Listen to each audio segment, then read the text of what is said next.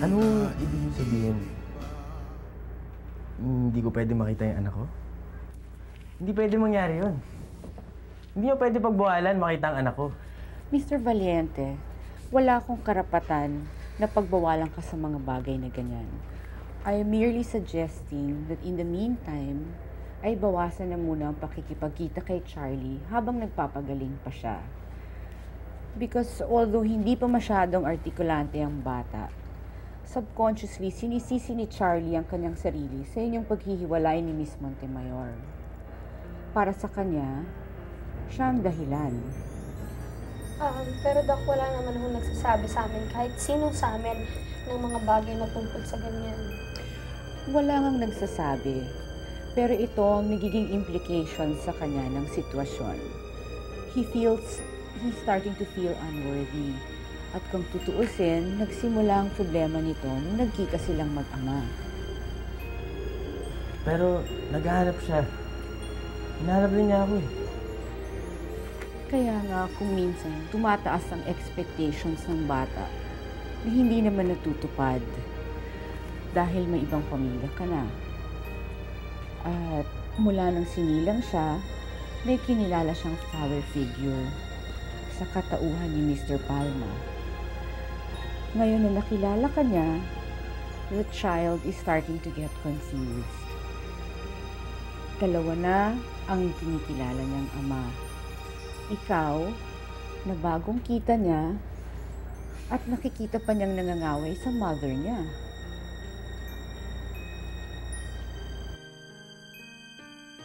Kung mahal mo talaga ang anak mo, kailangan ay nakahanda kang magsakripisyo para sa kanya.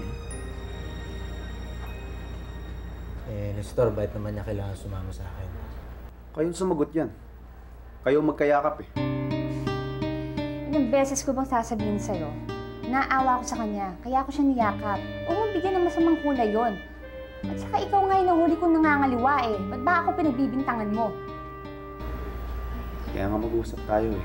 Para maayos natin yung mga bagay-bagay sa atin. Ayaw mo naman. Hindi pa ako handa. Makikipag-usap na ako sa'yo kung kailan ako ready. Sa boyfriend ng kapatid mo, pwede ka makipag-usap. Sa akin, hindi. Yung boyfriend ng kapatid ko, walang ginagawang kasalanan sa akin. Pwede ba tigilan niyo na ako, ha? Alam niyo, tuwing makikita ko kahit sino sa inyo, may eskandalong dala. Pati ba naman dito iskandaluhin mo ko? Pwede umalis ka na?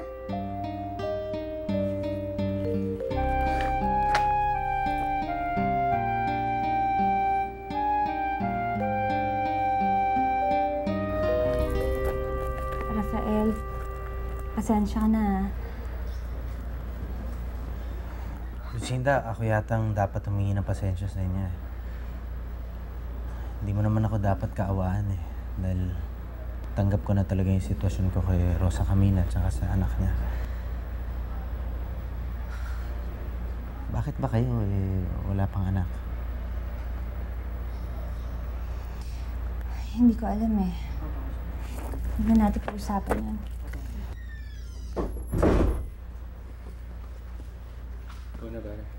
Now, bilang ina, he must also instill into his young mind that Mr. Valiente is still his father. Parati ko naman hong ginagawa yan. Are you sure? Well, nung una, hindi ko ginagawa kasi ayaw ng daddy ko. So there you are.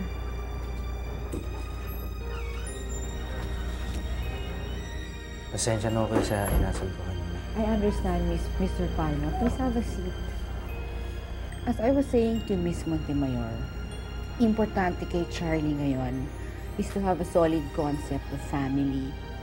Dapat maramdaman niya ang isang ama na may permanenteng commitment sa kanya at sa kanyang ina. Matibay naman yung commitment ko sa kanila mag-ina. But sometimes it has to be translated into something that the child can actually experience. Kung minsan hindi sapat yung nakikita niyang bumibisi-bisita ka lang, nako-confuse ang bata sa murang edad nito. Hindi pa ho kasi kami kasal ni Rafael. Alam ba niya kung bakit? Kailangan ko bang paliwanag pa yan? Ang sabi niyo, si Mr. Palma na ang nakalis na niyang ama. But you two don't live together because you're not yet married. Ang dating tuloy niyan sa bata is he feels unworthy of your love or that this is happening because you feel that he's not worthy. May I know your future plans? Okay. Kinausap ko si Charlie. Sinabi ko na sa kanya. Trabaho talaga eh. Charlie, para sa'yo na naman lahat eh. So, you'll be a good boy, okay? Opo. Love you.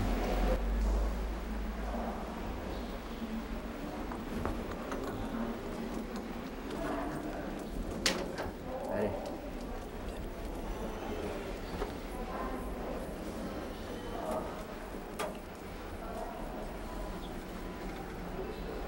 Sa Camila, paano ba yan? Tutuloy ba natin yung balak natin kay Charlie? Mukhang papalis na rin si Carlito. Tuloy ko na rin. Kailangan ng batang ng bakasyon. Magbabakasyon kayo? Pwede bang sumama? Actually, pinag-imbitahan ka nga ni Rafael. Kasama rin naman yung buong pamilya ko. Oh, when we get to the resort, I'll bring you surfboard, ah. We'll go surfing, okay?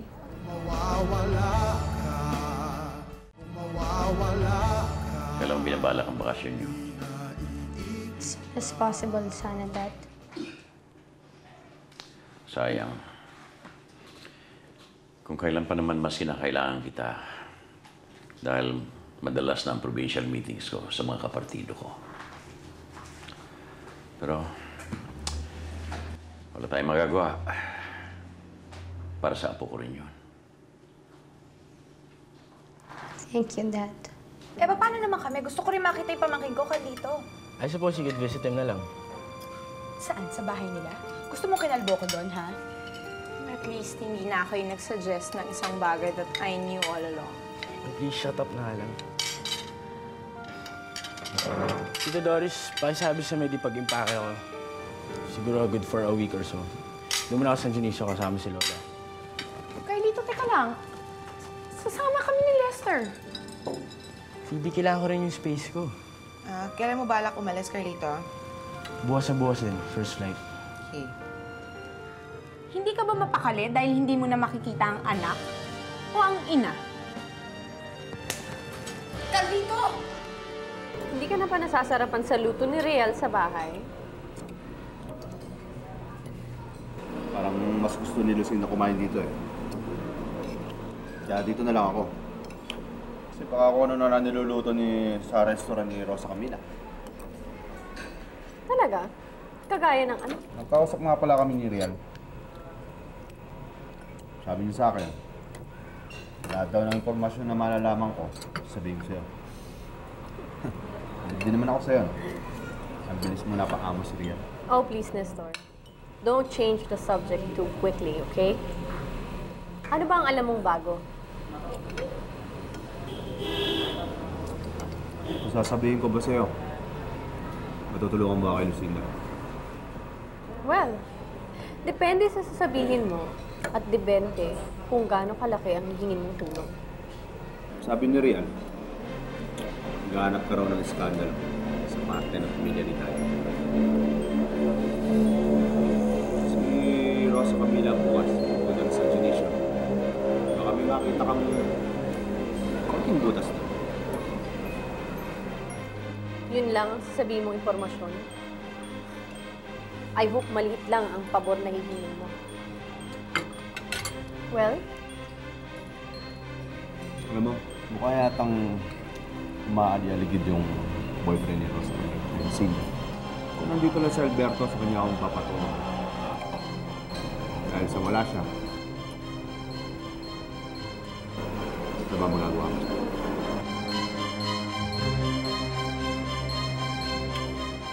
Emil, hindi mo ba alam, may umaali-aligid na kotse dito sa bahay natin. Nagpunta siya ron para sabihin kay Senator. Eh di ba alis tayo bukas, papunta tayo sa San Dionisio? Di ko alam yan. Paano mo malalaman? Lagi kang wala dito sa bahay. Angelica. Hindi ka, makinig ka. Ano? Hindi ba noon pa gusto na nating yumaman? Ay, dati ko pa gusto yun, pero ngayon okay na ako dito. Hindi pwede. Dapat may sarili tayong pera. Sa atin lang. Ayoko, parang gano'n ang mata mo. Ayoko, parang sinasabi niya pa nadidinig eh. Hindi illegal to, makinig ka muna. Hindi ka pwedeng pumasok dito. May mga kausap si Leandro sa loob. Hindi naman nila ako kailangan makita. Paraanin mo na lang ako dun sa likod. Bakit? Hihingi ka na naman ng pera kay Leandro, kaya ka nandito? Wala na siyang pera. Ako na nagpapautang sa kanya. Minsan hindi ako nanghingi ng pera kay Leandro. Gusto ko lang siya makausap tungkol sa apo namin kay Charlie. Oh, hindi mo ba pwedeng sabihin niya sa telepono lang? Sige na naman, Ay, nako, may mga kausap siya, hindi pwede. Alicia, anong ginagawa mo rito? Hindi ba may usapan tayo na hindi ka natutungtong sa pamamahay na ito? Tungkol saan ba ito? Buksan mo nga! Halika nga. Sandali lang. Kakausapin lang na ito na sarilinan. Sandali lang ito, Harley. Halika!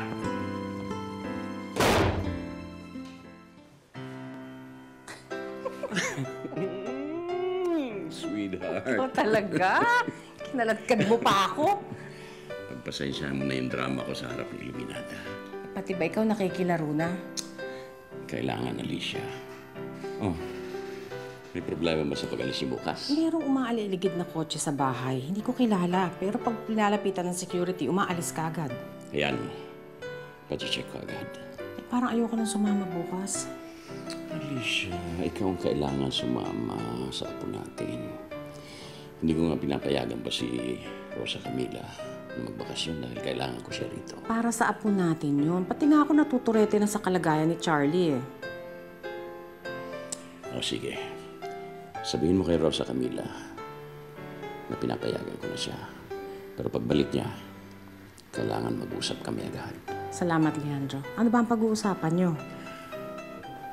Well, tungkol sa kinabukasan niya. Kung talagang magkasintahan na sila ni Rafael at talaga nag-iibigan sila at wala naman tayong tutol, bakit hindi pa sila magpakasal? I love you.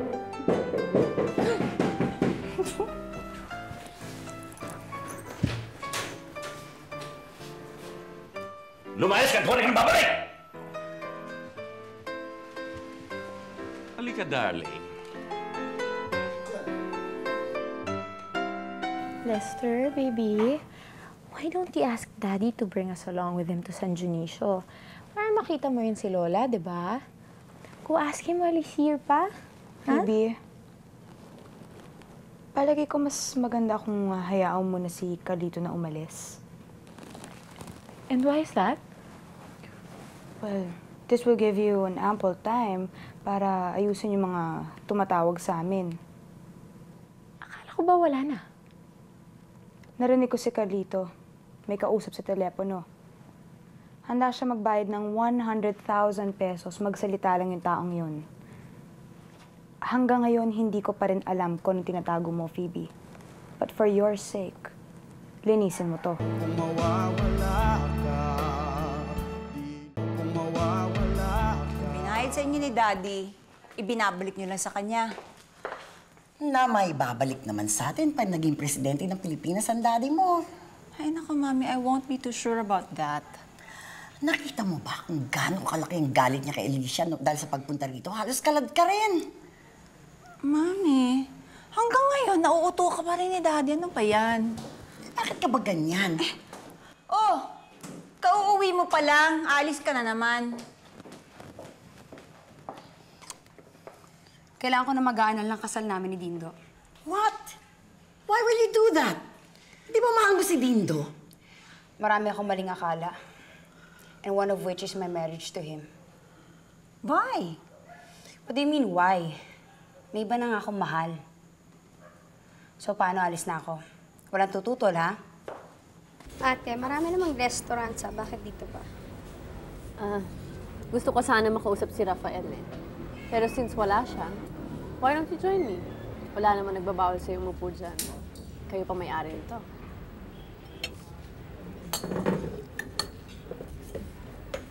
Ano kailangan mo kay Rafael? Nagmamadali ako. Pupunta pa kay Daddy. Tungkol kay Lucinda, pinagsasolosan sila ni Nestor. Si Rafael? Si Ate Lucinda? Madumi lang ang isip ni Nestor. Pati boyfriend mo pinagsasolosan. Kaya nga gusto ko makausap si Rafael eh.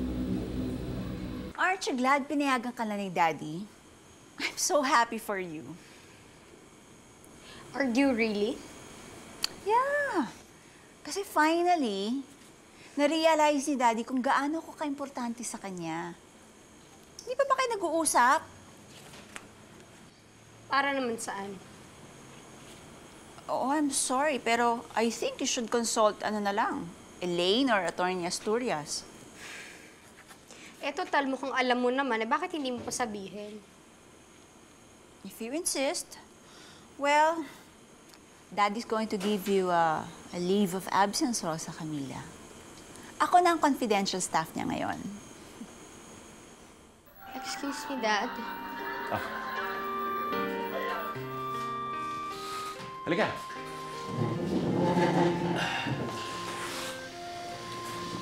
What's up?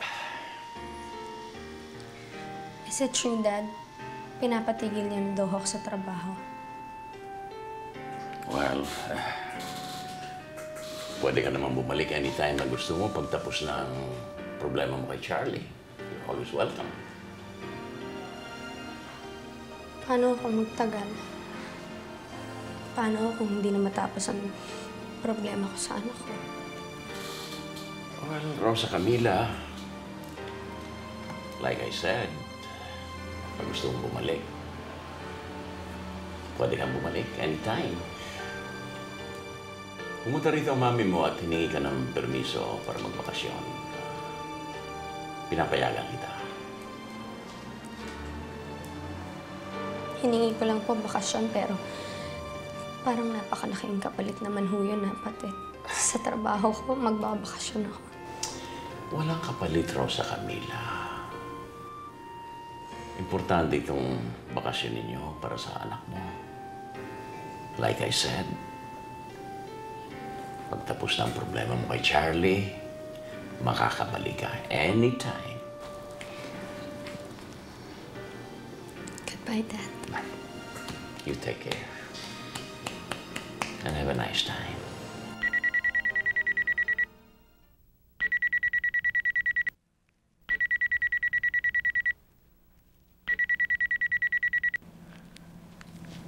Hello? Hello. Magandang gabi po. Nandyan po ba si Capito Valiente? Sino to? Ito po yung kausap niya tungkol sa... Sa sekreto daw? Kasamaan mo ba si Pandong? Oh! Sino po sila? Ako si Mrs. Valiente. May kausap na kami kay dito tungkol sa sinasabi mong bayad. Ako na raw magbabayad. Bukas, magkita na lang tayo. Ako nang bahala sa'yo. Mawawala